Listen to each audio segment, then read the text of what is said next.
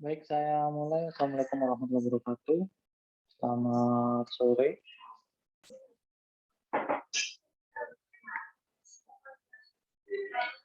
Assalamualaikum. Waalaikumsalam warahmatullahi wabarakatuh. Salam, saya jawab soalnya. Oke, untuk pertemuan kita hari ini saya akan membahas mengenai sumber hukum ya. Sebelum saya masuk ke sumber hukum, mungkin ada yang mau ditanyakan terkait apa yang saya sampaikan di pertemuan sebelumnya.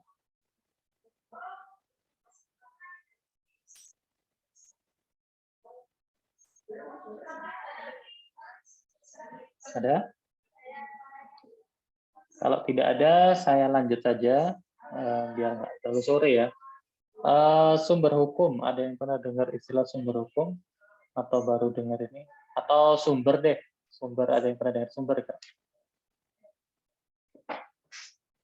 Apa yang kalian ketahui tentang istilah sumber?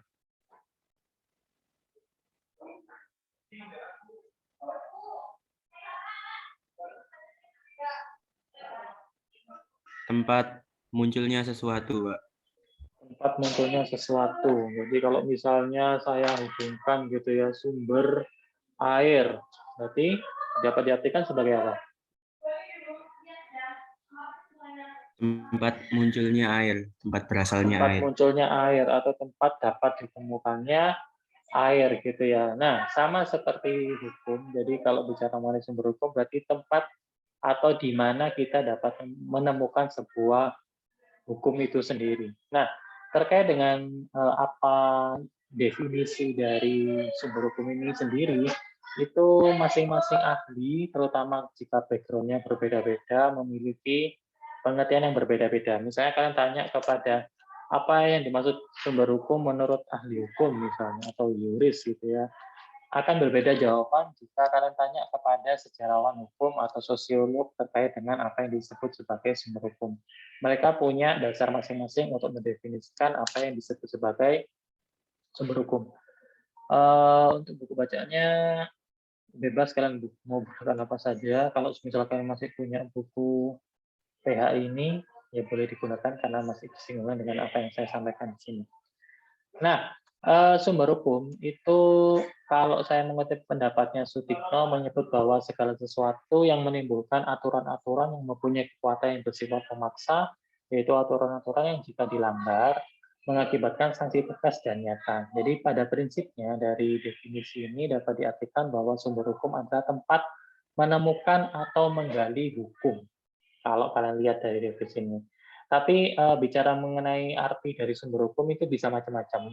Kalian bisa mengartikannya sebagai asas hukum misalnya untuk yang mana merupakan permulaan dari hukum itu sendiri. Mungkin kalian sudah dapat materi tentang asas hukum ya dari Dr. Sumedi ya di kelas C1 ini. Ya. Ya enggak? Asas hukum sudah ya? Sudah, Pak. Sudah, Pak. Sudah, oke.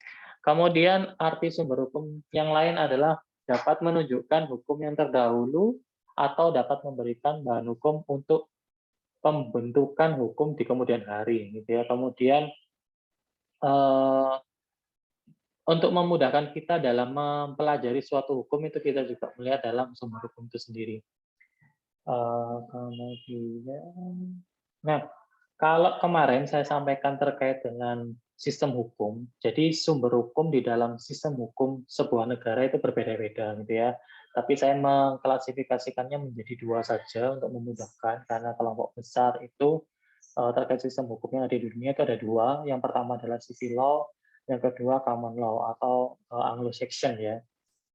Yang mana di sini kalau kita melihat sumber hukum dari civil law itu mengartikan bahwa peraturan perundang-undangan itu merupakan sumber hukum yang utama.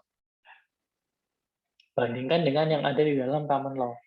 Kalau peraturan perundang-undangan bukan merupakan hukum yang utama, tapi dia secondary di sini.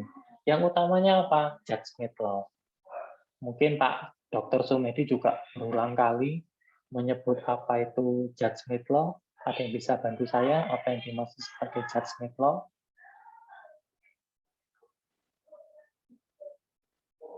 Apa itu judgment law? Atau baru denger ini judgment law? Hukum yang dibuat sendiri oleh hakim, Pak. Atau kalau Ya, di Indonesia sebenarnya jurisprudensi. ya kalau secara harfiah judge itu kan hakim. Made itu kan membuat, hukum itu law. Jadi hukum yang dibuat oleh hakim atau majelis hakim, gitulah judges ya. Nah, di sini apa perbedaannya? Jadi kalau semisal ada suatu kasus atau konflik yang ada di dalam masyarakat, maka hakim di civil law akan menggunakan peraturan undang-undangan sebagai hukum yang utama. Baru mencari hukum yang secondary. Jadi bisa kebiasaan, jurisprudensi, doktrin, atau traktat. Tapi kalau di common law, itu jurisprudensi yang mana berbentuk judgment law atau case law, itu menjadi rujukan utama. Bukan berarti di dalam common law tidak ada peraturan perundang-undangan, tapi di sini yang menjadi sumber hukum utama adalah jurisprudensi. Kalau semisal jurisprudensinya nggak ada, baru kalian cari di dalam peraturan perundang-undangan, dibalik gitu ya. Cara penerapannya itu dibalik.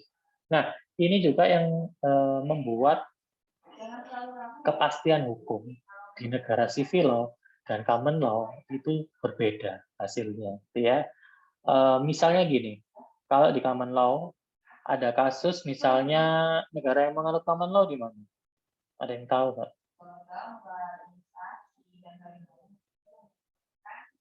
Negara mana yang menganut sistem common law? Inggris, Pak. Inggris. US, Terus Pak. Malaysia. Amerika, Malaysia misalnya ya. Jadi misalnya ada hakim di Texas gitu ya. Di Texas ada memutus sebuah kasus misalnya seorang kakek mencuri kayu bakar gitu ya untuk bertahan hidup karena di situ dingin misalnya. Kemudian oleh hakim Texas itu diputus bersalah misalnya dipidana 1 tahun misalnya dia karena mencuri kayu bakar untuk bertahan hidup gitu ya. Kemudian ada kasus serupa di mana terjadi di New York misalnya, New York City gitu ya. Kemudian hakimnya kasusnya sama gitu ya, tapi di sini nenek-nenek gitu. Nenek-nenek mencuri kayu untuk bertahan hidup karena cuacanya ekstrim dingin gitu ya. Nah, kalau di dalam common law, maka hakim yang selanjutnya gitu ya harus melihat kepada case law-nya dulu. Apakah ada hakim yang memutus kasus yang serupa? Kalau semisal itu kasusnya serupa, maka di sini dia harus menerapkan apa yang telah diputus oleh hakim terdahulu. Karena di dalam sistem common law itu terikat yang namanya asas preseden. Pernah dengar ya asas preseden? Atau baru dengerin preseden? Pernah, Pak. Ada yang ya presiden ya. Jadi asas ini diberlakukan untuk hakim yang setelahnya gitu harus melihat kepada ketentuan case law yang ada di dalam putusan hakim terdahulu. Tapi kalau di dalam civil law, saya masih di common law. Dengan demikian, kasus yang sama itu diterapkan atau ditreatment dengan putusan yang sama. Kasus yang serupa diputus oleh putusan yang sama. Dengan demikian akan lebih menjamin kepastian dan keadilan bagi masyarakat.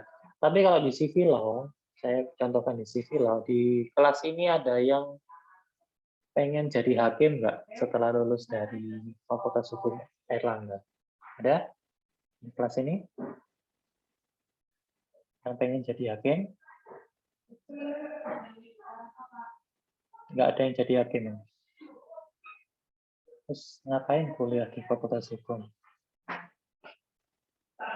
Ada yang mau jadi hakim di kelas ini?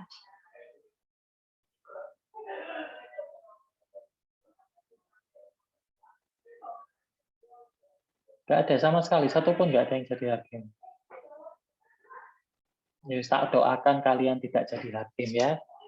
Semoga doa saya diterima gitu ya, kalau memang kalian nggak mau jadi hakim gitu ya. Oke, semisal ada hakim di kota Surabaya, jangan di Surabaya deh, di Magetan misalnya.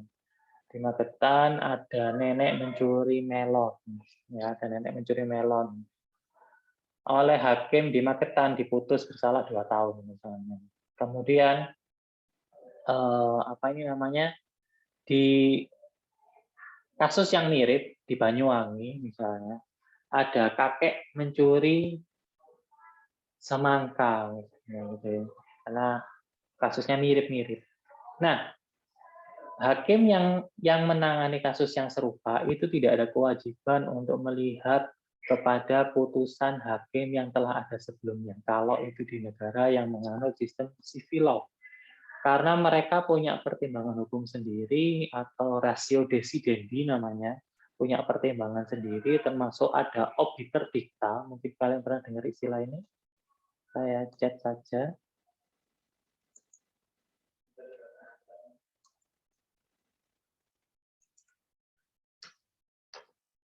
Ratio decidendi dan obiter dicta yang berbeda-beda. Setiap daerah itu dia punya kebebasan untuk memutus, gitu ya.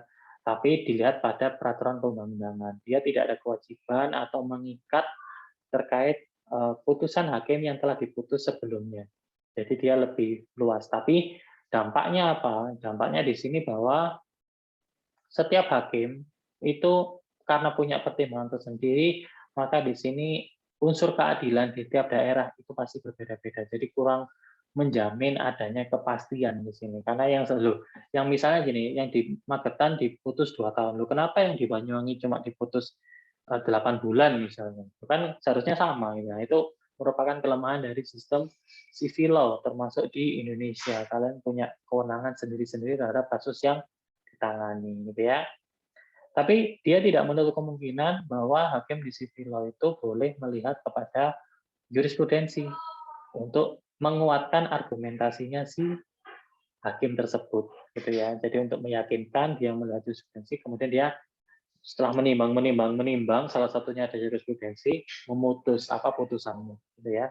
Ini ada yang sudah pernah tahu putusan pengadilan nggak? Atau pernah baca putusan pengadilan nggak?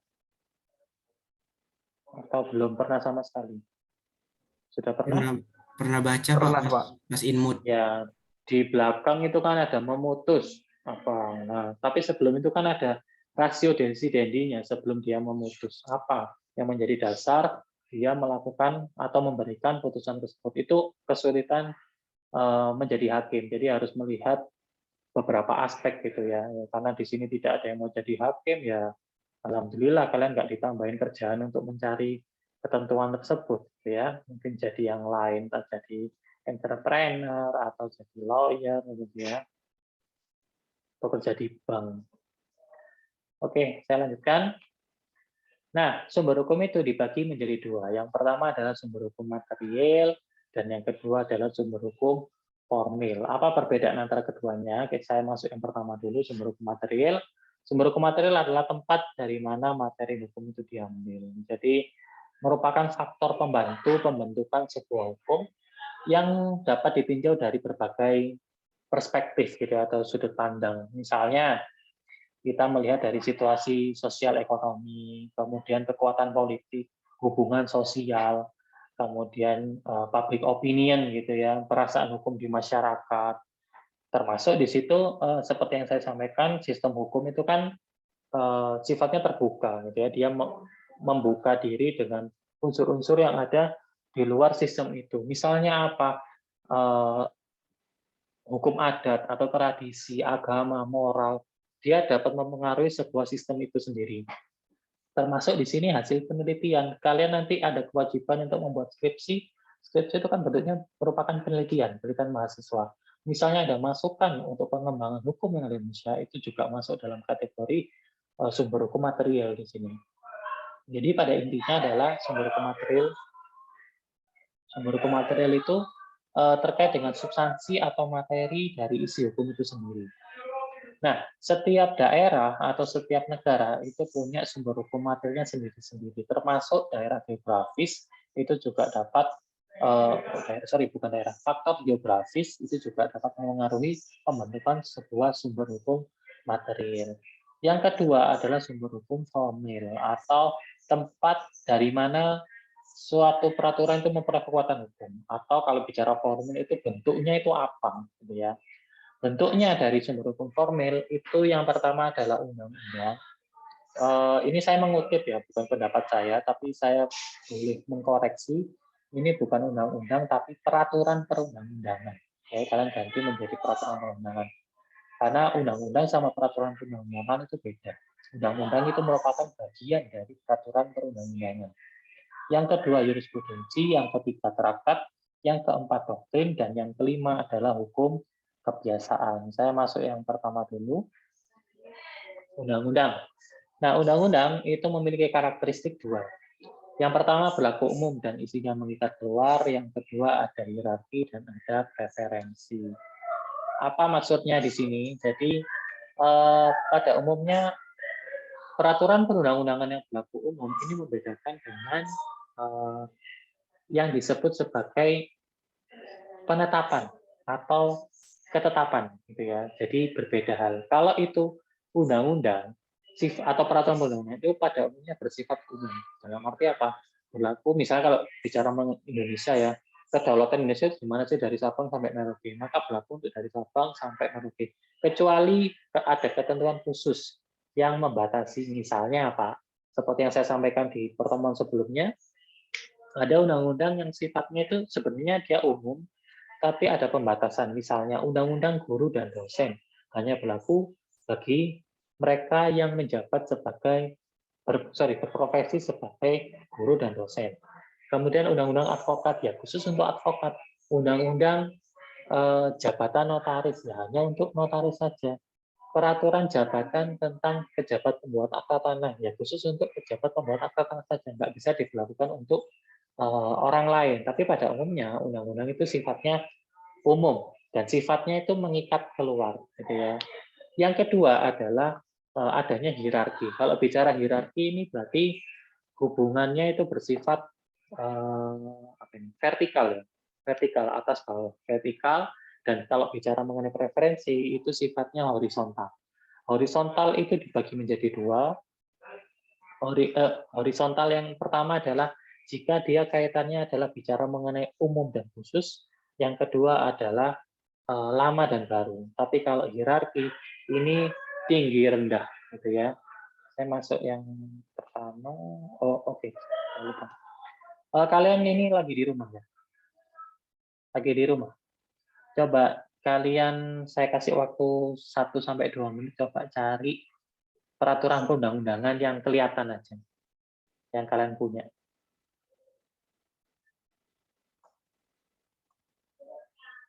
Bebas undang-undangnya.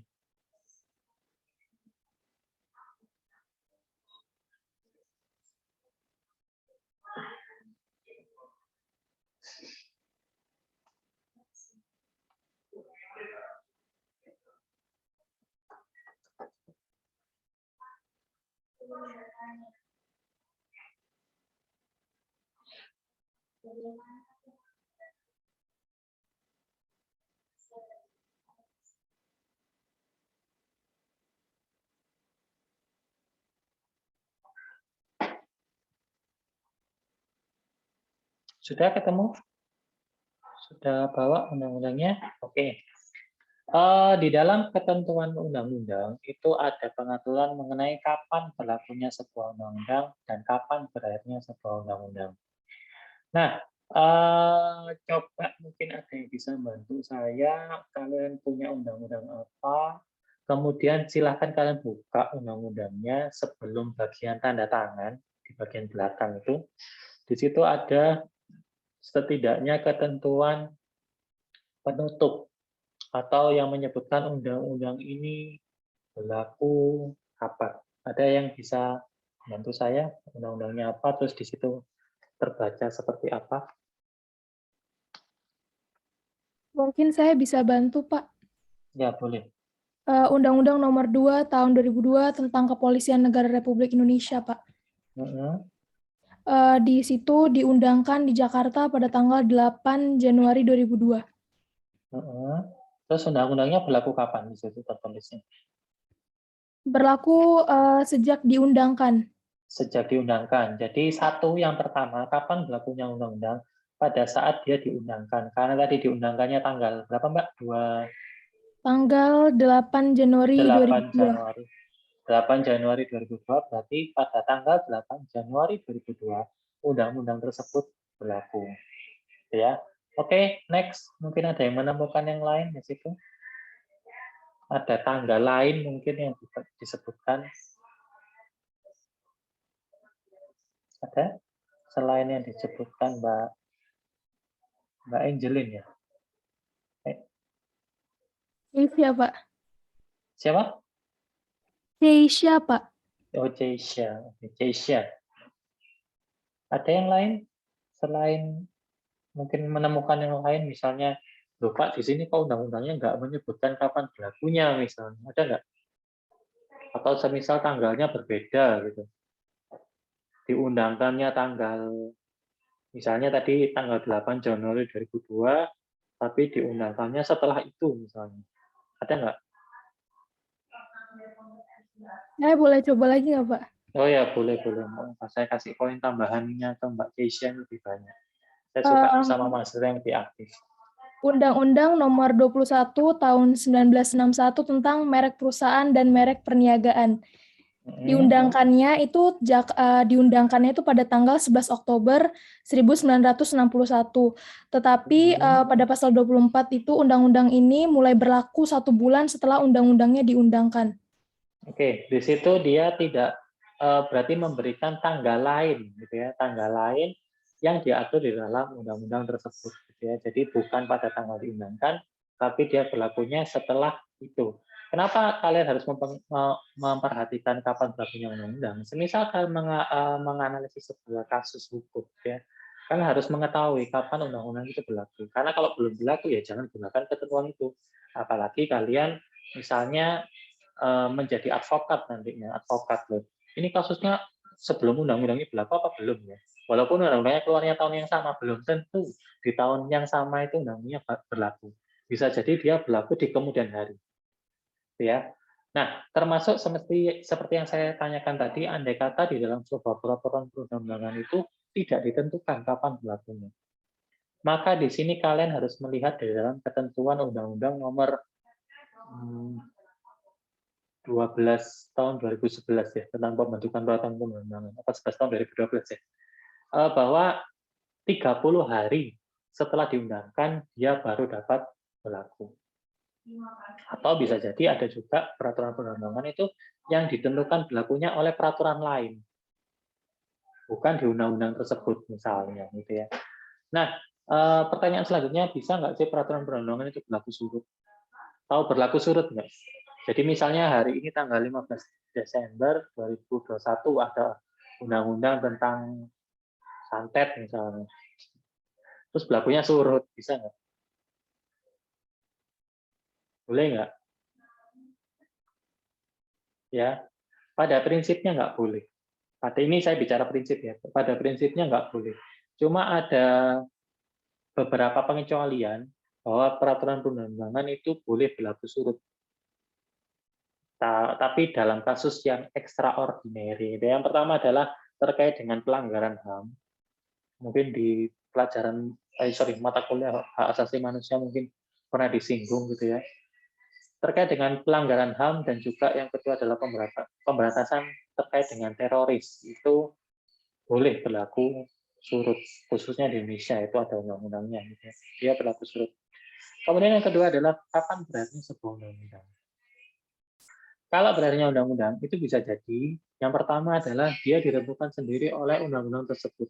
Jadi undang-undang ini berlaku ada durasinya. Sampai mulai tanggal berapa sampai kapan. Itu ada satu. Yang kedua adalah dicabut secara tegas bahwa undang-undang ini dinyatakan tidak berlaku. Nah, sekarang lihat lagi di peraturan perundang-undangan yang kalian temukan. Coba kalian lihat di dalam ketentuan peralihan atau ketentuan penutup sebelum bagian tanda tangan. Biasanya kata-katanya identik ini.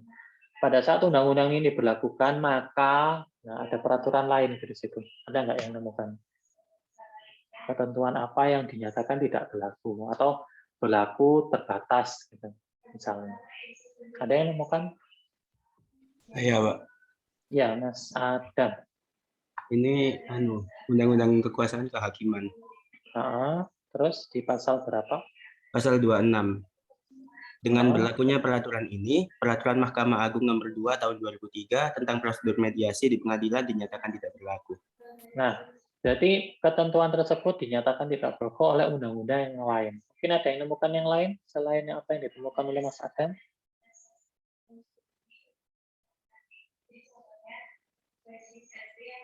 Ada yang menemukan di bagian biasanya sih antara di ketentuan peralihan atau ketentuan penutup. Di bagian itu yang bisa ditemukan gitu ya. Dicabut atau dinyatakan tidak berlaku karena ada undang-undang yang baru misalnya seperti itu. Ada yang menemukan? Tidak ada? Mahasiswanya 71 ini. Tapi cuma Mas Adam yang menemukan sama Mbak Keisha. Yang lain nggak ada?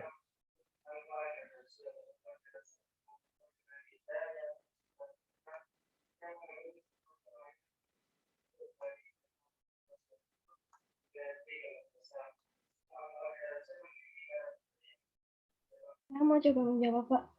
Ya, Mbak Delvi.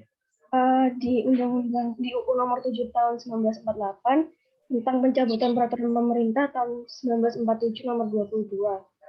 Di pasal 1 isinya peraturan pemerintah Nomor 22 Tahun 1947 dicabut. Gitu, Pak.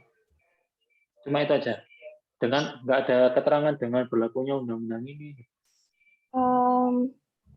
Nggak ada, cuma itu aja, Pak. Nggak ada. Oh ya, berarti langsung to the point ya. Biasanya kalau di peraturan perundang-undangan itu menyebutkan dengan berlakunya undang-undang ini, maka ketentuan apa dinyatakan tidak berlaku atau berlaku terbatas atau bisa berlaku sepanjang tidak bertentangan dengan undang-undang yang baru, misalnya seperti itu. Itu ya. Kemudian yang ketiga itu bisa jadi undang-undangnya itu diganti karena bertentangan dengan undang-undang yang terbaru atau di dalam asas preferensi hukum itu disebut sebagai lex posterior, itu juga bisa jadi. Jadi yang didahulukan adalah undang-undang yang lebih baru dibandingkan undang-undang yang lama. Atau yang keempat adalah timbulnya hukum kebiasaan yang bertentangan dengan undang-undang tersebut, sehingga undang-undang tersebut itu sudah tidak lagi ditaati oleh masyarakat, gitu ya. Sampai sini ada yang mau ditanyakan mungkin? Tidak ada? Pak, saya izin bertanya, Pak. Iya. Yang tadi untuk undang-undang itu ada dua syarat ya, Pak. Ada dua ciri kalau tidak salah. Salah satunya ada undang-undang yang berlaku umum sama mengikat keluar tadi, Pak ya. Nah, maksud mengikat keluar itu bagaimana, Pak? Kalau mengikat keluar itu, jadi kan sebenarnya undang-undang ini kan diberlakukan dari Sabang sampai Merauke. Berlaku untuk warga negara Indonesia seharusnya sesuai dengan kedaulatan sebuah negara. Tapi semisal ada warga negara asing, ini saya contoh yang paling gampang aja, ada warga negara asing datang ke Indonesia, yang mana di hukum Indonesia, misalnya saya kasih contoh KUHP deh, nggak boleh membunuh misalnya. Nah, walaupun dia itu warga negara asing, tapi dia membunuh orang yang ada di wilayah Republik Indonesia, berarti kan dia sifatnya mengikat keluar. Tidak hanya berlaku untuk Indonesia, sepanjang dia di ini loh ya, di wilayah kedaulatan sebuah negara. Tapi lebih lanjut nanti terkait asas ini bisa jadi gini. Mohon maaf kalau saya keliru karena saya bukan dari minat peradilan, tapi gini, ada orang Indonesia melakukan kejahatan di luar negeri. Entah itu dia jualan narkoboy, atau dia membunuh orang, gitu ya. Tapi hukum Indonesia itu bisa mengikat atau menjangkau orang tersebut, atau kebalikannya. Kan sama sebenarnya untuk aplikasi terkait dia mengikat keluar, seperti itu Mas Tito. Tapi lebih lanjut nanti bisa tanyakan ke dosen pidana. Kalau apa yang tadi saya contohkan, saya hanya memberikan pengantar saja untuk memudahkan contoh apa yang saya sampaikan Mas Tito. Jadi itu untuk mengikat keluar itu berarti ini ya Pak ya, berhubungan dengan asas personalitas atau asas nasionalitas. Ya, nasionalitas di dalam hukum pidana. Ini hanya contoh pidana saja. Di luar itu mungkin ada contoh yang lain. Saya untuk lebih memudahkan kalian di pemahaman ini, saya kasih contoh itu dulu. Baik Pak, terima kasih Bapak. Mm-mm. Kemudian di dalam peraturan perundang-undangan itu juga ada asas-asas yang dapat kalian ini sebenarnya pengetahuan dasar harus kalian hafalkan gitu ya. Jadi misalnya kalian sudah lulus PIH itu ya tetap dihafalkan gitu. Jadi harus terinternalisasi ke dalam diri kalian. Yang pertama adalah asas presumptio juris et de jure. Ada yang pernah dengar asas ini? Presumptio juris et de jure maksudnya apa? Kan sudah belajar asas hukum. Semua orang dianggap tahu hukum, Pak. Ya, semua orang itu dianggap tahu hukumnya. Walaupun sebenarnya, saya kasih contoh Mbak Keisha nggak tahu ada ketentuan tersebut. Tapi karena ada asas ini, maka Mbak Keisha dan semua orang itu dianggap tahu ketentuan tersebut. Walaupun sejujurnya nggak tahu, sampai sumpah demi Allah aku nggak tahu ada ketentuan tersebut misalnya. Nggak bisa. Misalnya gini, saya kasih contoh. Mbak Keisha orang mana Mbak Keisha? Saya orang Toraja, Pak. Toraja, oke. Mbak Toraja tahu, Mbak Toraja sama Mbak Cesia tahu ini enggak? Dulu zaman saya kuliah itu lagi ngehit helm itu helmnya yang kayak helmnya proyek gitu loh. Kalau orang naik sepeda motor pakai helm proyek, ada yang tahu nggak? Kalau di Surabaya sini nyebutnya helm cebok, nggak tahu di Toraja namanya apa. Nah, dulu orang pakai helm tersebut boleh, gitu ya, karena belum ada ketentuan yang mengatur. Gitu. Jadi dulu itu gaya-gayaan gitu ya, helmnya warna putih, terus modelnya kayak proyek-proyek gitu, terus dikasih stiker, dikasih apa gitu ya, sehingga menarik gitu ya. Nah, tiba-tiba ada ketentuan bahwa semua orang itu pada saat berkendara harus menggunakan helm ber-SNI, sedangkan helm tersebut itu bukan helm SNI gitu ya. Tiba-tiba Mbak Kesia ini dari Toraja naik sepeda motor datang ke Surabaya misalnya. Kan semester depan katanya sudah kuliah offline gitu ya. Pakai helmnya, datang di stop sampai di Surabaya. Selamat siang Mbak, siang gitu. Bisa lihat surat-suratnya, dilihat suratnya lengkap, ininya lengkap, atributnya lengkap, tapi ditilang. Kenapa kok saya ditilang? Mbaknya pakai helmnya keliru gitu. Saya kan pakai helm. Wah, ini ada ketentuan bahwa helmnya itu harus ber-SNI gitu misalnya.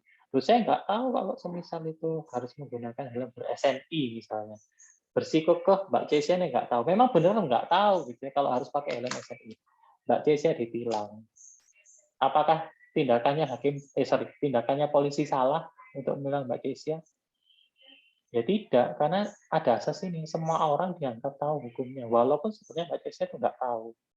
Jadi ada fiksi hukum di sini yang berlaku, bahwa semua orang itu dianggap tahu hukumnya. Itu ya mungkin itu ilustrasi sederhana aja untuk memahami asas presumptio juris et de jure. Hati-hati jangan keliru dengan apa yang disebut dengan ius curia novit. Ada yang pernah tahu nggak? Ius curia novit. Pernah dengar nggak? Itu asas juga, atau saya ketik deh. Ius curia novit. Ada yang pernah tahu? Atau pernah baca deh? Hakim dianggap tahu hukum, Pak. Nah, kalau yang ini itu berlaku hanya untuk hakim. Hakim dianggap tahu hukumnya. Karena di sini kalian tidak ada yang mau jadi hakim, saya percuma kalau cerita Yusurian Novit di kelas ini sebenarnya. Repot nanti nggak masuk gitu ya, karena jiwa kalian sudah nggak pengen jadi hakim gitu ya. Tapi nggak apa-apa lah, sekalian ya. Perkara kalian nggak jadi hakim juga nggak apa-apa gitu ya. Semisal Mas Adam deh. Mas Adam orang mana Mas Adam? Gresik, Bapak. Oh Pak, dari Gresik. Nah, misalnya, oh di sini ada yang dari Banyuwangi nggak? Kayaknya lebih asik kalau orang Banyuwangi. Ada yang dari Banyuwangi? Saya, Pak. Pradigda. Tak anggap Mas Pradigda mau jadi hakim ya di Banyuwangi. Misalnya Mas Pradigda ini jadi hakim, lulus dari FH UNER, ikut tesnya, disumpah jadi hakim gitu ya. Kemudian tiba-tiba ditugaskan di Banyuwangi. Tiba-tiba ada orang datang mengajukan laporan, terus laporannya apa? Saudara saya disantet, misalnya.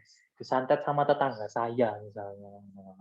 Banyuwangi ini katanya lebih terkenal dengan itu-itunya gitu ya. Saya sendiri dulu punya teman kuliah S2, orang Banyuwangi ini ya mungkin tidak semua gitu ya, tapi dia lebih percaya yang gitu-gitu gitu ya.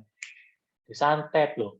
Gimana taunya disantet? Kalau misalnya dia dibunuh gitu ya pakai menggunakan eh, senjata tajam atau senjata tumpul misalnya, kan ada ketahuan gitu ya, entah itu ada memarnya, ada misalnya kalau senjata tajam itu ada darahnya, di mana dia ditusuk. Tapi kalau santet kan apa saya bilang itu bukan mistis ya, kok mistis ya? Apa sih? Kayak goib gitu ya, kayak goib nggak tahu ini beneran santet apa enggak gitu ya. Atau di daerah lain mungkin ini kalau yang bukan orang Jawa Timur tahu kan ya santet ya. Mungkin teluh ya istilahnya apa ya bisa yang paling gampang santet ya. Santet gitu ya. Terus tiba-tiba Mas Padikda itu pada saat gelar perkara yo dicari di KUHP, dia ono barang siapa menghilangkan barang nyawa orang lain karena santet bisa dipidana. Enggak ono dibalik sampai pasal 1 sampai dari pelanggaran sampai kejahatan enggak ono di buku 1 buku 2 itu ya. Nah, terus tiba-tiba Mas Padikda memberi jawaban, "Oh, nggak bisa karena hukumnya nggak ada." Gitu. Bisa nggak Mas Padikda ngomong gitu ke orang yang minta keadilan? Kan datang ke hakim, ke pengadilan kan minta keadilan. Gitu. Bisa nggak Mas Pradikda sebagai hakim menolak perkara karena dia bilang nggak ada hukumnya? Boleh nggak? Tidak boleh karena ada asas ius iuria novit, di mana di dalam ketentuan Undang-Undang Kekuasaan Kehakiman di situ menyebutkan apa yang harus dilakukan. Ya harus melakukan konstruksi hukum. Bisa melihat kepada nilai-nilai dan hukum hukum kebiasaan yang ada di dalam masyarakat. Jadi tetap harus diputus, nggak boleh ditolak. Nanti perkara itu putusannya menyimpang, ya beda lagi. Yang penting kasus yang dia tangani atau masalah yang dia tangani itu harus diselesaikan. Perkara ditolak atau tidak terbukti gitu ya, yang penting harus diselesaikan gitu ya. Bagaimana pertimbangan hakimnya ya urusannya Mas Pradikda. Tapi kan di kelas ini kan nggak ada yang mau jadi hakim, nggak usah mikir itu ya. Terus jadi yang lain aja gitu ya, lebih aman hidupnya, lebih aman sejahtera gitu ya. Yang kedua adalah asas lex superiori derogat legi inferiori. Ya. Tadi saya sebutkan bahwa di dalam peraturan perundang-undangan itu ada hierarki dan preferensi. Hierarki ini hubungannya vertikal, preferensi ini hubungannya horizontal, gitu ya. Kalau bicara lex posteriori ini hubungannya adalah vertikal, jadi melihat atas ke bawah. Yang mana apa sih artinya lex posteriori? Ini pernah dengar juga ya asas ini ya. Lex posteriori derogat legi inferiori. Pernah dengar? Apa artinya?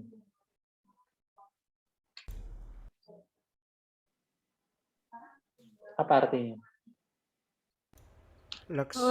Hukum yang lebih tinggi. Hukum baru yang mengesampingkan hukum lama. Ngawur. Yang mana, Mas? Ngawur. Lex Hukum yang superiori. lebih tinggi mengesampingkan hukum yang lebih rendah. Iya. Lex superiori derogat legi inferiori itu yang ketentuan hukum yang lebih tinggi itu lebih diutamakan dibandingkan ketentuan yang lebih rendah. Ini hubungannya vertikal dari atas ke bawah, superior jadi super, lebih super gitu ya. Nah, bicara mengenai superior ini saya sekalian aja biar nggak bolak-balik. Kalian bisa lihat di dalam ketentuan Undang-Undang Nomor 12 Tahun 2011 sebagaimana telah diubah dengan Undang-Undang Nomor 15 Tahun 2019. Dijungtukan ya. Ini tahu istilah Jo ini ya? Jo ini gimana nih caranya ngasih anotasi? Tahu ada Jo-nya ini loh. Jo titik ini apa artinya? Berhubungan, Pak. Punya Ya, hubungan. berhubungan. Kalau Jo itu ada 2 ketentuan ya. Maksimal 2 ketentuan itu Jo. Tapi kalau lebih dari 2 pakai apa? Jungtis, Pak. JIS ya, JIS. Jadi misalnya saya mau menghubungkan Undang-Undang Nomor 12 Tahun 2011, Undang-Undang Nomor 15 Tahun 2019 sama Undang-Undang 1 Tahun 74. Bagaimana cara ngitung? Cara ngitung. Cara menulisnya.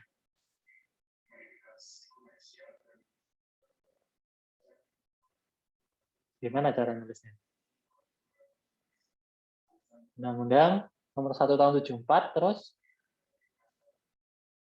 kan ada 3 ketentuannya. Terus Jo apa JIS? JIS, Pak. JIS, terus Undang-Undang Nomor 12 Tahun 2011, terus belakangnya JIS lagi bukan, Pak? ngawur. JIS-nya Junto. cuma sekali kok JIS Oh, terus. berarti junto setelah itu, Pak ya? Enggak. JIS saja. Jadi Undang-Undang 174, JIS Undang-Undang 12 2011, Undang-Undang 15 tahun 2019. Misalnya ada lagi koma terus saja di koma. JIS-nya cuma cukup sekali JIS. Ini najis tapi ya kok JIS. Kalau jo ya cuma karena ada dua ketentuan ya langsung di jo-nya aja, di junto aja kan cuma dua aja gitu ya. Cuma ini kalau penulisannya seharusnya di italik ya. Jo-nya, jo titiknya itu dicetak miring atau italik gitu ya, termasuk JIS-nya juga gitu ya.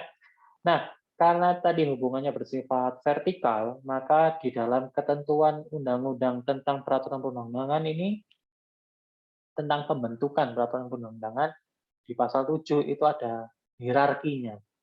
Ini yang menunjukkan ciri dari peraturan perundang-undangan. Jadi dimulai dari Konstitusi Indonesia, Undang-Undang Dasar 1945, kemudian Tetap MPR, Undang-Undang atau Perpu, PP, Perpres, Perda Provinsi, dan juga peraturan daerah, kabupaten, atau kota.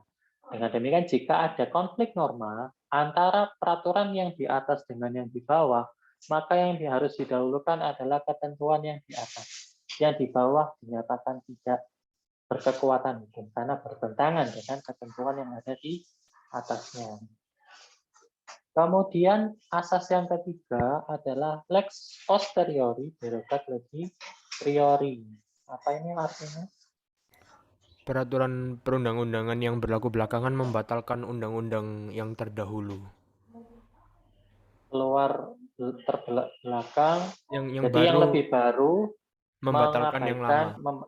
mengabaikan ketentuan yang lama karena dia hubungannya vertikal atau horizontal? Horizontal. Horizontal ya, horizontal karena unsur waktu. Jadi ada baru dan lama. Maka menggunakan asas jika ada konflik norma maka undang-undang yang baru yang didahulukan dibandingkan dengan undang-undang yang lama. Kemudian yang keempat ada lex specialis derogat legi generali. Ini hubungannya vertikal atau horizontal?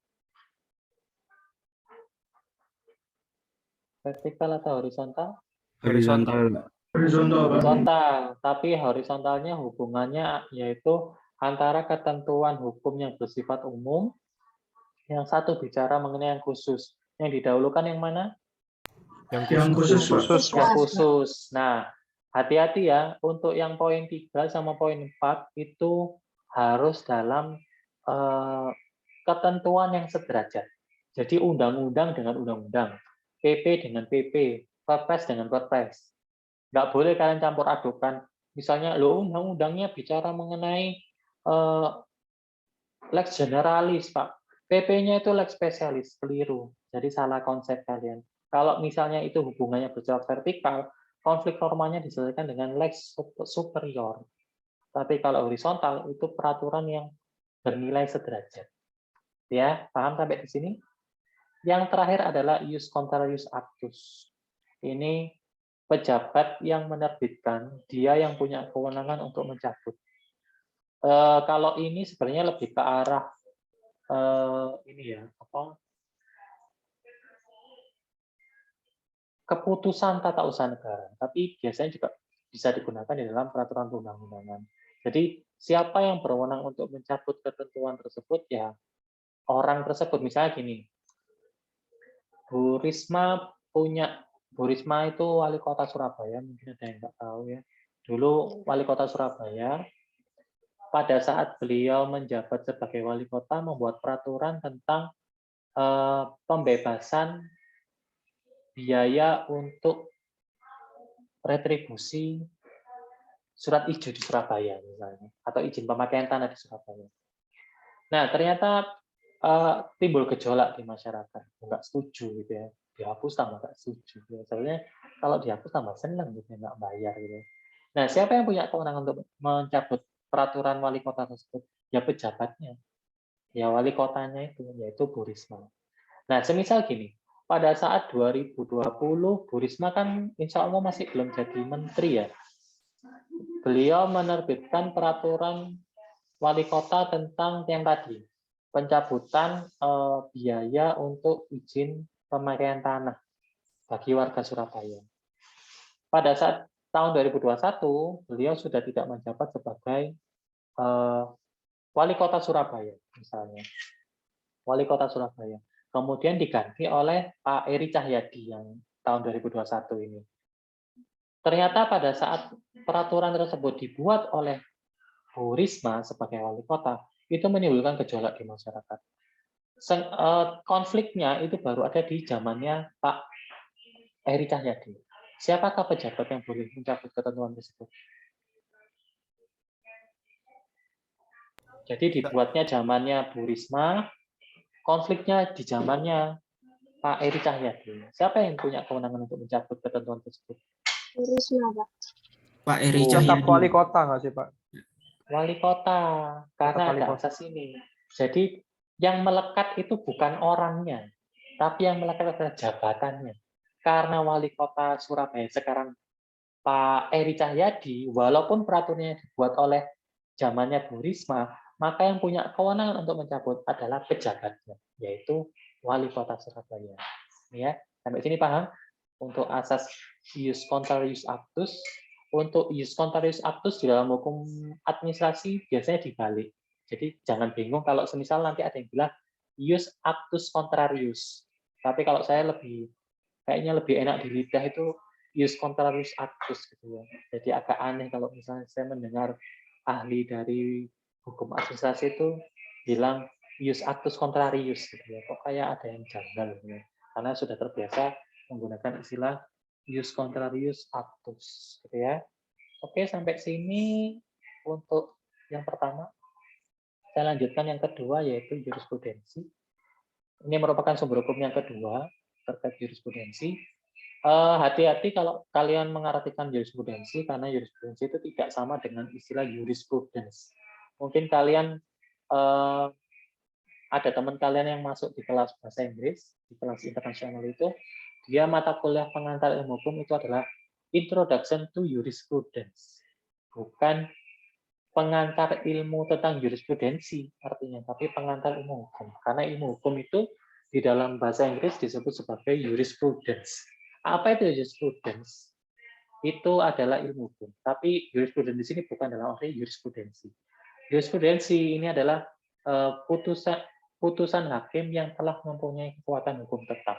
Tapi perlu diingat di sini bahwa tidak semua putusan hakim itu merupakan jurisprudensi.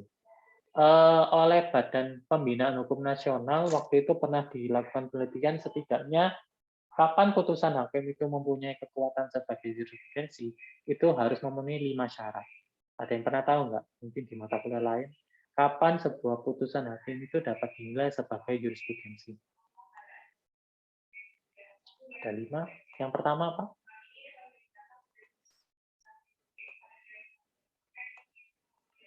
Izin menjawab, Pak. Ya, siapa yang Mbak? Kintara. Iya, Pak.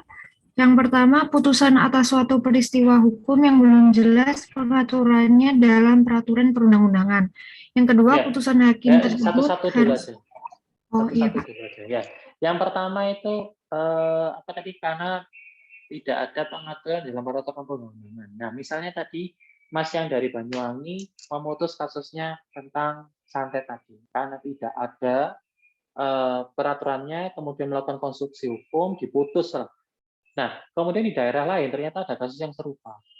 Maka ini boleh dinilai sebagai jurisprudensi karena dia membentuk aturan yang baru terkait ketentuan tersebut. Kemudian yang kedua, putusan hakim tersebut harus merupakan putusan yang telah berkekuatan hukum tetap. ya dia harus inkrah ya. Jadi sudah tidak ada upaya hukum, entah itu banding, entah itu kasasi atau PK, gitu sudah nggak ada. Yang selanjutnya, yang ketiga, Putusan hakim tersebut telah dijadikan dasar untuk memutus kasus yang sama secara berulang-ulang dalam waktu yang lama. ya jadi putusan itu dijadikan dasar ya, dasar untuk memutus terhadap hakim yang sekarang gitu ya, dalam jangka waktu yang lama. Kemudian yang keempat, Putusan hakim tersebut telah memenuhi rasa keadilan masyarakat.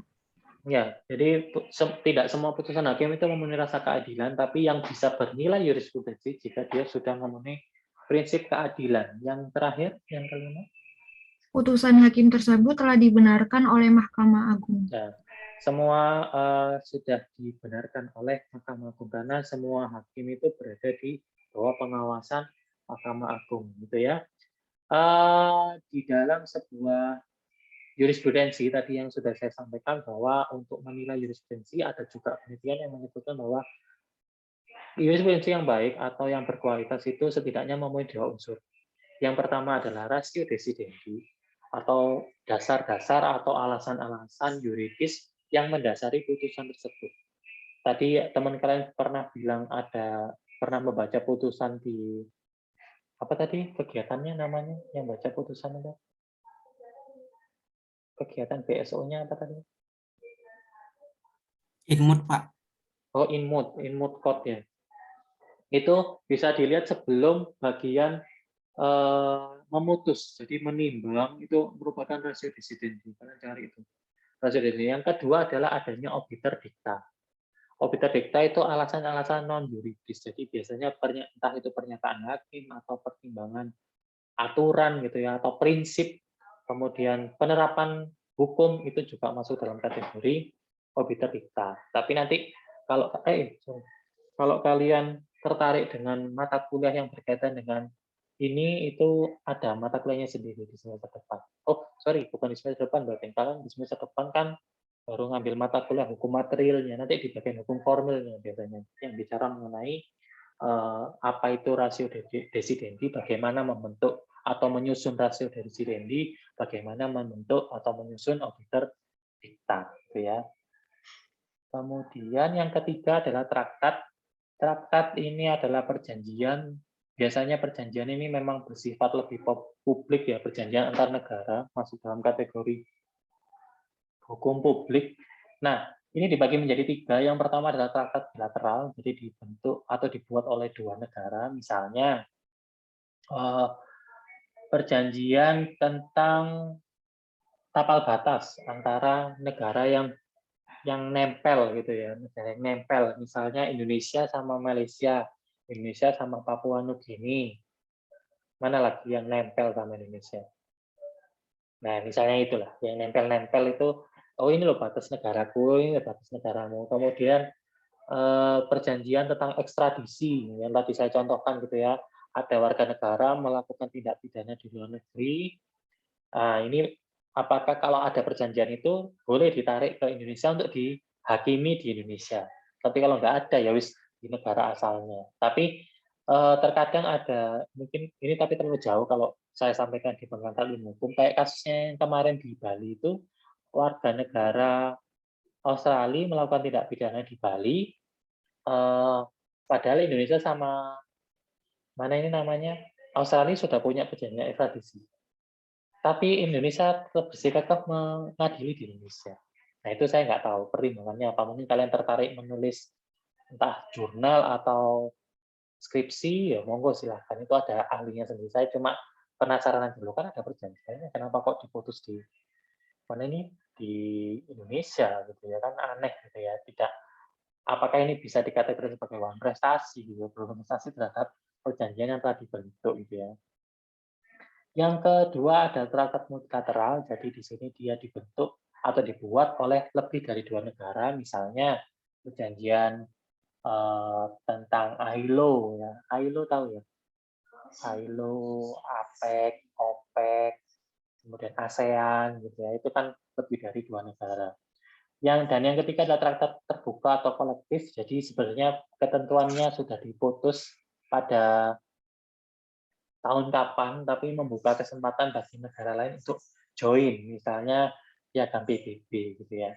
Ini kayaknya kalau yang C ini cuma satu aja contohnya, itu piagam PBB. Mungkin ada yang lain yang bisa kalian tambahkan gitu ya. Jadi sebenarnya sudah diputus, tapi membuka kesempatan bagi negara lain untuk join ke negara tersebut atau traktat tersebut.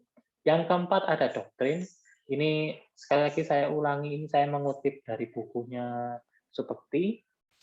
Doktrin diartikan sebagai pendapat sarjana hukum yang terkemuka, yang besar pengaruhnya terhadap hakim dalam mengambil keputusan.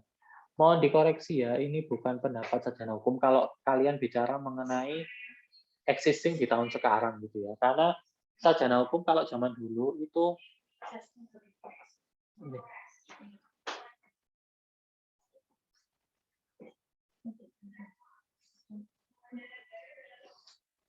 kalau zaman dulu sarjana hukum itu sangat terbatas gitu ya. Sehingga kalian kalau bicara mengenai ini harus kalian ganti pendapat ahli hukum, bukan sarjana lagi. Belum tentu sarjana itu merupakan ahli gitu ya. Jadi pendapat ahli hukum yang terkemuka, yang besar pengaruhnya terhadap hakim dalam mengambil bukan keputusan. Hati-hati. Kalau bicara keputusan, ini artinya adalah produk yang dikeluarkan oleh pejabat tata usaha negara. Jadi bukan keputusan, tapi putusan. Karena produknya hakim itu adalah putusan pengadilan, bukan keputusan. Hati-hati. Kalau keputusan itu identik dengan yang namanya keputusan tata usaha negara yang bersifat 3. 1, konkret, 2, final, yang ketiga individual. Nanti akan kalian dapatkan di mata kuliah hukum administrasi di semester depan. Kalau di PIH nggak dibahas. Atau mungkin di PHI ya, PHI mungkin disinggung sedikit mengenai keputusan tata usaha negara. Tapi saya nggak tahu karena bukan bagian saya untuk bicara mengenai hukum administrasi di mata kuliah pengantar hukum Indonesia. Nah, kemudian bagaimana jika itu dikategorikan sebagai doktrin? Jadi misalnya memanggil seorang ahli, misalnya Profesor Dr. Didik Endro Purwoksono gitu ya, ahli hukum pidana korupsi misalnya gitu ya.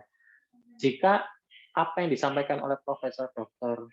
Didik Endro Purwoksono itu dituangkan di dalam rasio desidendinya si hakim ini tadi, maka itu baru bernilai sebagai doktrin. Gitu. Nah, tapi jangan ini ya, kalian jangan menyempitkan pikiran kalian bahwa doktrin itu harus dikeluarkan oleh profesor. Tidak. Walaupun dia itu hanya gelarnya misalnya cuma master saja, tapi dia itu memang punya pengaruh yang besar, maka itu masuk dalam kategori doktrin. Tidak harus doktor, tidak harus profesor, apalagi kalkulator bocor, gitu ya. Nah, semua itu bisa, gitu ya. Jadi tidak harus. Tapi kalau sarjana, kalau saya rasa mungkin kalau sarjana yang keluaran tahun-tahun 50, 70 masih oke lah. Tapi sekarang kayaknya sudah pada meninggal, gitu ya. Yang minimal master lah itu sudah bisa dikategorikan sebagai doktrin.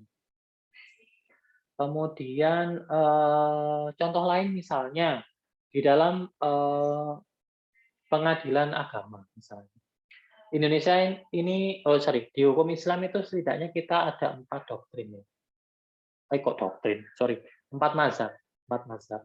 Yang pertama ada mazhab Maliki, yang kedua Hambali, yang ketiga Syafi'i, yang keempat apa yang keempat? Kurang satu. Hanafi, Bapak. Hanafi ya, Hanafi. Nah, Indonesia itu mayoritas menggunakan mazhab yang mana di antara 4 ini? Syafi'i, Pak. Syafi'i. Nah, kalau kalian baca di dalam putusan pengadilan agama banyak sekali atau didominasi oleh doktrin-doktrin dari mazhab Imam Syafi'i.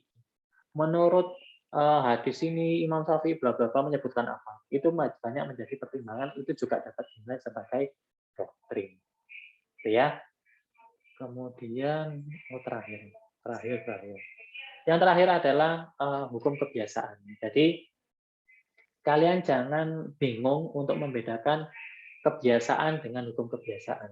Kalau itu kebiasaan seperti yang disebutkan oleh seperti itu tindakan yang berlaku tetap, acak, lazim, dan dilakukan terus-menerus. Atau kalau di dalam hukum Belanda itu disebut sebagai usus ya. Atau saya usus nulisnya sama aja kok usus. Tak cetak aja usus atau tindakan yang berulang-ulang gitu ya. Nah, kapan dapat dapat disebut sebagai hukum kebiasaan? Itu setidaknya harus memenuhi 3 syarat. Yang pertama syarat material, yang kedua syarat psikologis, yang ketiga itu syarat sanksi. Syarat material artinya apa? Perbuatan tersebut itu harus sudah berlangsung secara turun-temurun gitu ya, lama gitu ya. Terus nggak usah ngomong turun-temurun deh, lama aja. Yang penting kan segini lama. Yang kedua syarat psikologis bahwa kebiasaan tersebut itu menimbulkan keyakinan umum bahwa perbuatan itu merupakan kewajiban hukum dari setiap warganya. Jadi sudah melekat gitu ya, terpatri dalam diri mereka sendiri. Dan yang ketiga adalah adanya syarat sanksi yang mana ada akibat hukum jika kebiasaan tersebut dilanggar. Jadi 3 ini terpenuhi, maka itu dapat kebiasaan itu dapat dilihat sebagai hukum kebiasaan. Jadi dapat mengikat bagi masyarakat yang melakukan kebiasaan tersebut. Dan hukum kebiasaan ini itu biasanya digunakan di negara-negara yang menganut sistem civil law maupun common law untuk melihat seperti yang tadi ya contohnya misalnya terkait penerapan asas Jurianovic tadi bahwa hakim tidak boleh menolak perkara di dalam undang-undang tentang kekuasaan kehakiman disebutkan bahwa mereka harus melihat kepada hukum kebiasaan atau kebiasaan yang ada di dalam masyarakat untuk memutus karena kembali lagi bahwa hakim itu tidak boleh menolak perkara tetap harus diputus walaupun misalnya tidak terbukti seperti yang saya contohkan tadi. Cuma hati-hati ya, saya lupa menyampaikan untuk hukum pidana itu tidak diperkenankan adanya interpretasi. Ini kalian pernah tahu nggak? Pernah dengerin nggak? Pernah dengar nggak interpretasi? Itu ada 12. Ada 12 interpretasi ya, gramatikal, sosiologis, kemudian ekstensif, historis ya. Jadi ada 9 plus 3 sebenarnya, tapi yang sering orang gunakan ada 9. Kalau di dalam hukum pidana hati-hati kalian tidak diperkenankan untuk melakukan interpretasi kecuali 1. Cuma saya lupa apa yang digunakan karena kembali lagi saya bukan bidangnya hukum pidana. Silakan kalian tanyakan ke dosen pidana untuk memudahkan gitu. Takutnya saya keliru nanti ngomong ekstensif keliru dulu. Katanya Pak Unun ekstensif. Coba ditanyakan aja. Karena kalau dia melakukan rasio logisnya, kalau dia melakukan interpretasi nanti akan bertentangan dengan asas legalitas. Karena di pasal 1 KUHP menyebutkan bahwa apa itu asas legalitas, pernah dengar nggak? Nullum delictum nulla puna sine previa lege punali itu. Maksudnya apa itu? Nullum delictum. Tiada pidana, Pak. Tiada pidana apabila belum diatur di dalam peraturan perundang-undangan yang tertulis. Jadi kalau hukum pidana itu harus ada peraturannya dulu, baru orang itu dipidana. Kembali kayak contohkan tadi, misalnya orang santet. Di masyarakat itu ada, wis dari zaman dulu itu santet-santetan itu wis sering gitu ya, malah bola-bola api atau bola-bola opo gitu ya, wis terbang-terbang itu misalnya. Tapi karena di dalam hukumnya Indonesia itu tidak ada yang mengatur terkait tersebut, maka walaupun praktiknya ada, dia tidak akan mungkin dapat dipidana. Dan hakimnya nggak boleh melakukan interpretasi. Dia hanya boleh melakukan 1 itu tadi yang saya masih ragu itu apa? Coba cari tahu aja biar kalian Izin masuk, Pak. paham. Iya. Kalau pesantren ini ternyata ada Pak pasalnya, Pak. Pasal 252 ayat 1 RUU KUHP. Oh, RUU berlaku nggak? Bisa diberlakukan nggak RUU? Belum. Kalau dia masih berbentuk RUU kan belum mengikat. Itu kan masih ius constituendum, bukan ius constitutum. Kalau semisal kalian misalnya Mas Pradipta hari ini deh, kan itu masih berupa RUU, kan masih ius constituendum, bukan ius constitutum. Nggak bisa Mas Pradipta itu memutus misalnya orang ini berdasarkan rancangan undang-undang hukum pidana. Nggak boleh. Berarti Mas Pradipta memutus itu nggak melihat pada asas legalitas di sini. Jadi kalau pidana itu harus ada putusannya, harus ada peraturannya dulu baru boleh diterapkan. Kalau masalah rancangan undang-undang tentang santet itu dulu zaman saya kuliah tahun 2007 itu sudah ada rancangan undang-undang judulnya santet. Tapi ini ternyata dimasukkan di dalam rancangan undang-undang hukum pidananya gitu ya.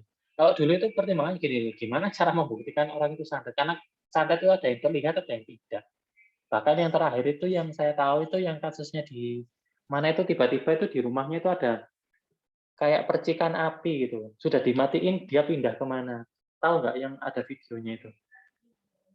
Cuma rumahnya dia doang yang ada bola-bola apinya itu. Dan apakah itu dapat disebut sebagai santet? Kan juga sulit pada saat pembuktiannya. Terus pada saat nanti pembuktian yang diundang siapa?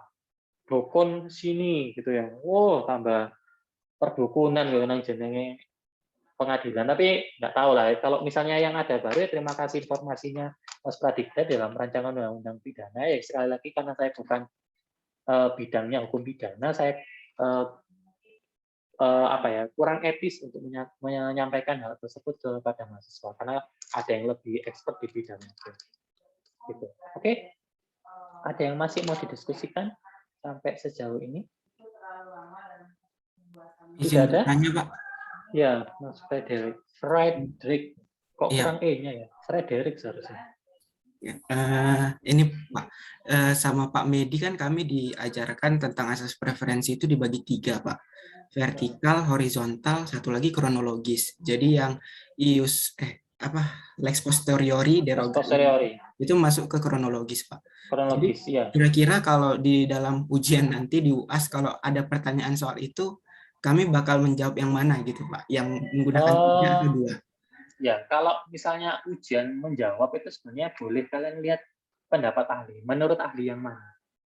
Jangan nulis menurut Pak Umar loh ya. Saya juga kan merefernya kepada Subekti. Misalnya kalian melihat di dalam bukunya Subekti gitu. Saya kan hanya menyampaikan apa yang tertulis dalam Subekti. Misalnya Pak Medi punya pendapat dari orang lain yang menyebut itu sebagai preferensi kronologis ya nggak masalah. Tapi kan kembali lagi kalau misalnya mau dihubungkan vertikal horizontal kan ada 2 sebenarnya. Yang satu bicara umum khusus, tapi masih dalam kategori horizontal. Yang satu bicara lama dan baru, juga masih dalam kategori horizontal. Tapi misalnya mau disebutkan dua-duanya juga nggak masalah. Jadi menurut ahli ini seperti ini, menurut ahli ini seperti ini, boleh. Nggak, yang penting ada dasarnya. Karena kalian calon sarjana hukum, jadi setiap argumentasi kalian itu harus dibuktikan minimal dengan peraturan perundang-undangan, termasuk ujian. Misalnya karena ujian walaupun tidak ditanyakan sebenarnya dasar hukumnya apa, enggak tertulis gitu, sebutkan dasar hukumnya enggak. Tapi kalian itu sudah seharusnya sadar pada saat memberikan statement tersebut kalian harus merefer kepada dasar mana. Karena kalian ini calon sarjana hukum, bukan calon sarjana dari FISIP. Kalau FISIP mau ngomong apa aja bebas, tapi kalau di hukum harus ada dasarnya dulu. Baru itu bisa diterima oleh rekan sejawatnya gitu, Mas Patrick. Siap, terima kasih, Pak. Ada lagi yang lain? Pak, izin bertanya. Iya, Mbak. Tentang jurisprudensi itu loh, Pak. Kan tadi putusan hakim itu kan untuk menjadi jurisprudensi itu kan ada kualifikasinya. Nah, itu harus memenuhi semua persyaratan yang kelima itu, Pak. Ya, kalau itu menurut penelitiannya dari Badan Pengembangan Hukum Nasional, itu setidaknya ada 5. Baru dia dapat disebut jurisprudensi. Tapi tidak menutup kemungkinan ada juga putusan yang hitungannya masih baru-baru, misalnya tahun 2017 itu sudah dapat dikategorikan sebagai jurisprudensi. Jadi bisa menyimpangi dari apa yang ada. Karena itu kan hasil penelitian untuk menguatkan bahwa putusan hakim itu dapat dinilai sebagai jurisprudensi. Tapi kalau kalian lihat, sebenarnya kalau bicara jurisprudensi, memang jurisprudensi putusannya tahun 55, tahun di atas rata-rata di atas tahun 80 itu disebut jurisprudensi. Tapi kalau misalnya kalian ragu nanti tulis saja berdasarkan putusan hakim nomor berapa. Daripada kalian bingung untuk mengklasifikasikan ini putusan atau jurisprudensi. Itu masih boleh. Oke, yang lain? Tidak ada? Kalau tidak ada, saya harap hari Jumat jam berapa tadi? 3:30 ya? Masih tetap ya, 3:30 ya. Ada PBL, sudah saya masukkan sebenarnya sudah 2 minggu yang lalu. Kelas ini sudah pernah PBL di mata kuliah lain, Bu. PBL itu problem based learning. Jadi ini merupakan metode pembelajaran yang mana fokusnya adalah kalian sebenarnya. Saya menilai keaktifan kalian di dalam diskusi. Nanti ini pesertanya ada Kok sedikit ya, seharusnya 75 ya di kelas ini. Akan saya bagi menjadi setidaknya 8 kelompok gitu ya. Nanti apa yang harus kalian lakukan? Sebenarnya kasusnya sudah ada di dalam kalau PBL itu kasusnya ada duluan. Jadi kalian baca dulu sendiri, kalian resapi, nanti diskusi di kelas biar langsung lebih efektif. Bukan pada saat PBL kasusnya baru diserahkan hari itu ya, kelamaan gitu. Jadi kalian baca dulu kasusnya, kemudian kalian cari istilah-istilah yang kalian kurang paham atau konsep hukum apa yang kalian kurang paham, kalian cari sendiri secara mandiri pada saat nanti di kelas atau di kelompok itu akan lebih mudah gitu ya. Nah, untuk PBL itu bisa dua. Satu itu pertanyaannya ditentukan oleh yang memberi pertanyaan, misalnya dosennya atau tutornya, biasanya namanya tutor gitu ya. Bisa jadi tutor ini mahasiswa soalnya, bukan dosen. Jadi misalnya saya punya tim mahasiswa gitu menjadi tutor. Nanti yang menjadi tutor adalah mahasiswa gitu ya. Yang kedua bisa jadi hanya ringkasan kasus seperti dalam koran gitu. Di dalam koran, berita di koran itu kalian bisa menarik dari sisi hukumnya ini sebenarnya ini kasus apa sih, apa hukum administrasi atau hukum pidana atau hukum perdata, tergantung dari diskusi kalian. Lalu apa yang harus dilakukan? Pada saat nanti sudah saya breakout room, kalian tentukan siapa yang akan menjadi tim leadernya atau tim yang memimpin jalannya diskusi. Tim leader akan menunjuk notulis. Notulis yang akan mencatat apa yang didiskusikan di dalam kelompok tersebut untuk menjawab isu yang ada dalam pertanyaan tersebut.